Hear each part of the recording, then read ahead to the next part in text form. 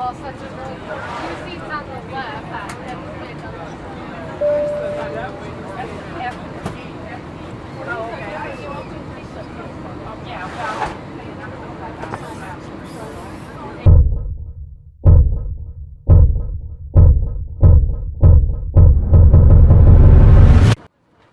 Ladies and gentlemen, in preparation for departure, please check to see that your seatbelts are securely fastened, your window shades are open, seat backs are in the upright and locked position. Vayner Nation, thank you so much for listening to the Plane Project. I just want to give a huge shout out to Serendipity. If the Wi-Fi was not broken on my flight from Sweden to New York, it would have never happened. Kind of just got my work done, sat, somehow got ridiculously inspired. Please bear with me with the quality of the audio. Obviously, I was in the air and in that zone. I hope you enjoy this. I'm like almost like a rant album.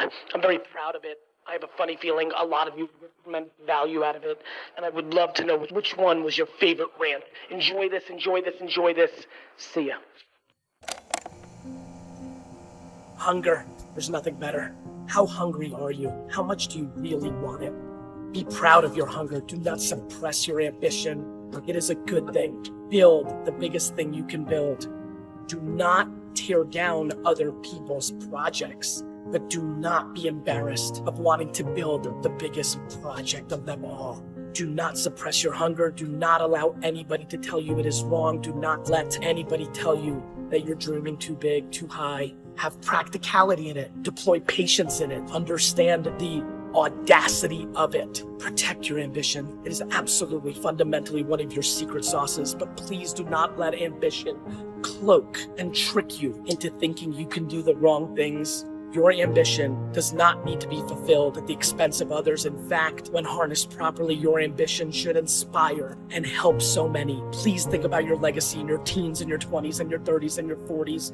And please, if you are in your 50s and 60s, understand the circumstances of technology have created a format for you to exploit and enjoy, that it is not too late for you to rekindle your diminishing ambition, that your phone and the distributions of the modern day platforms named YouTube and Instagram and LinkedIn and podcasting create an opportunity for the next 3 decades of your life to harness your dwindling ambition. Please harness your ambition and mold it into the incredible thing that it can be and the driving force to the happiness of your life.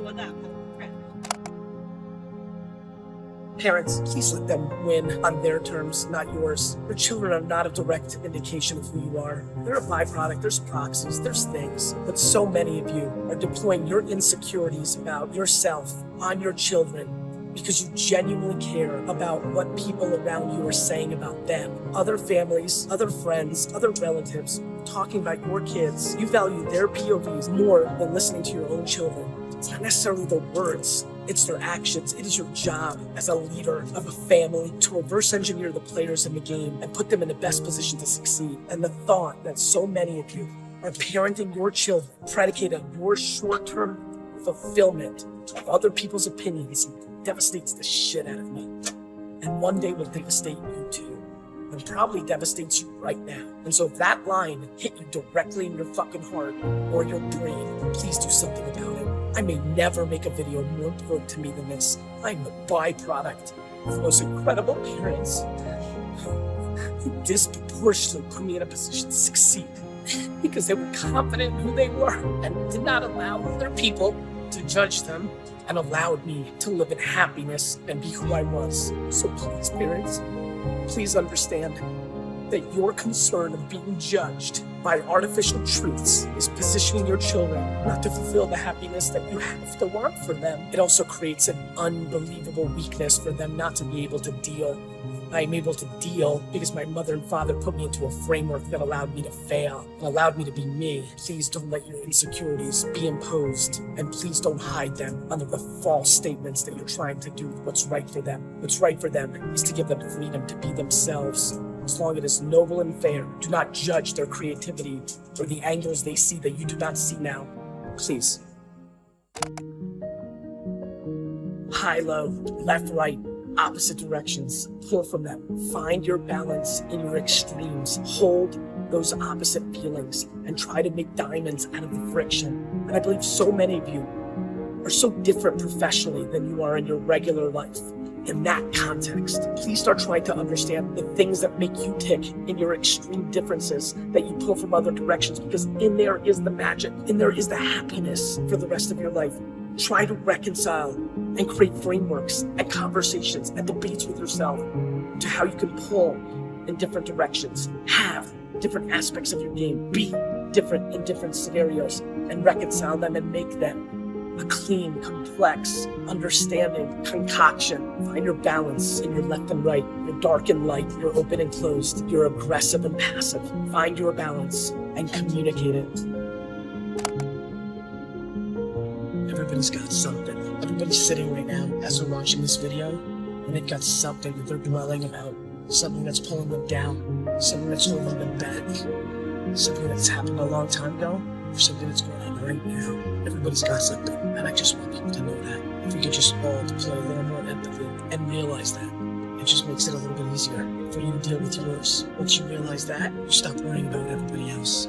You know why? You stop worrying about everybody else because A, you realize they've got something, and B, you don't give a fuck about their opinion because they've got something. They come in different shapes and sizes, but to that fucking person, it's theirs. And so please, my friends, please understand that everybody's got their fucking pain. Now it's an even playing field. Deploy empathy and deploy confidence in yourself, because nobody's judgment on you means shit, because they've got something too. It doesn't matter. 99% of things don't matter. How do you allow yourself to look at the small things, like somebody has a nicer car or somebody has more followers on Instagram? Doesn't matter if your sister's winning or losing. It doesn't matter if your best friend's making $100,000 a year and you haven't figured out who you are. It doesn't matter. My friends, the only thing that matters is how you judge yourself inside your head, and do you understand where you're going and how you're gonna do it and how long you have to get there. Do not be crippled by the short-term narrative based on things that do not matter, because all the things that are being thrown at you on a daily basis that make you judge yourself in the short term don't matter. All those artificial doubts that were poured into your brain by your inner circle and your outer game don't matter. Please watch this video every day.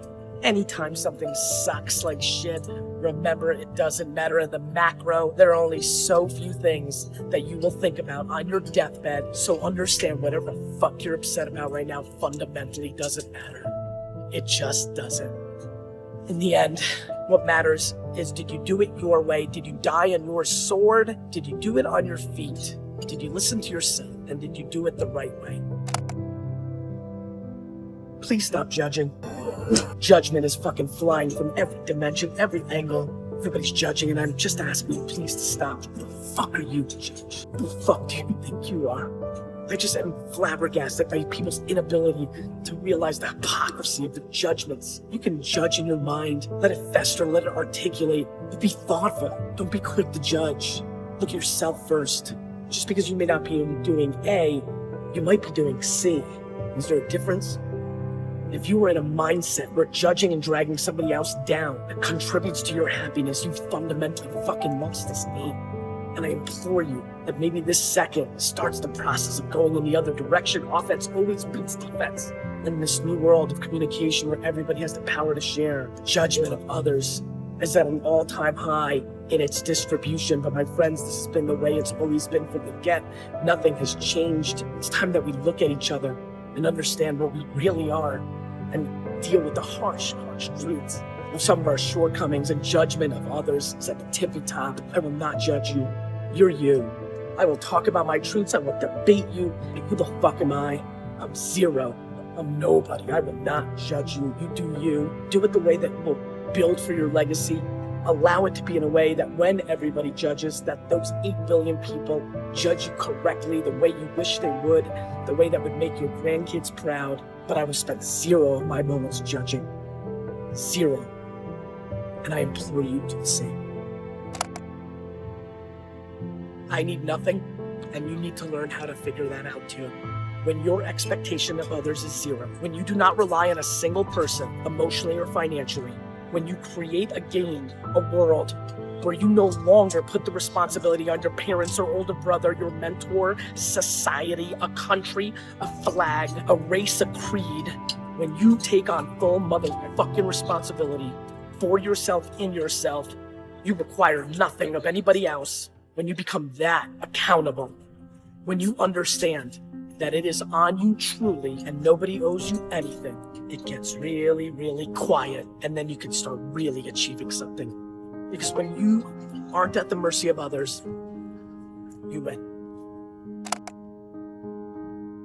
It's never, ever been more practical than right this second to be somebody that gives, because of the way communication is now structured in our society, that the ability for everybody to distribute it is in play, and that the truth and karma has never been more practical and powerful. Please, my friends, step up and start doing more good behind the scenes. It's stuff that people don't see. Give. And then if you need to ask, understand that the key to the give strategy is zero expectations. So many of you are giving with the thought of what you're going to get in return. And my friends, that is not giving, that is manipulating the outcome in the midterm.